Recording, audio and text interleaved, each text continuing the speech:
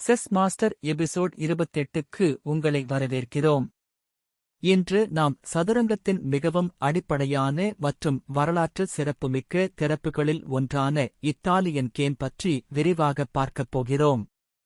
இது காய்களை மேம்படுத்தவும் மையத்தை கட்டுப்படுத்தவும் மிகச் சிறந்த வழியாகும். ஆட்டம் E4 மற்றும் E5 உடன் தொடங்குகிறது. இரு தரப்பினரும் உடனடியாக மையக் கட்டுப்பாட்டிற்காக போராடுகிறார்கள். இது செஸ் ஆட்டத்தின் ஒரு உன்னதமான தொடக்கமாகும். வெள்ளை E3 விளையாடுகிறது. இது ஒரு காயை மேம்படுத்தி E5 சிப்பாயைத் தாக்குகிறது.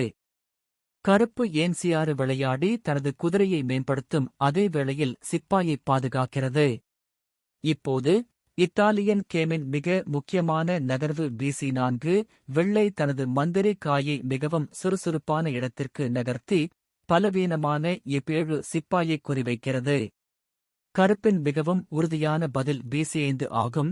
இது ஜியோகோ பியானோ அல்லது அமைதியான ஆட்டம் என்று அழைக்கப்படுகிறது.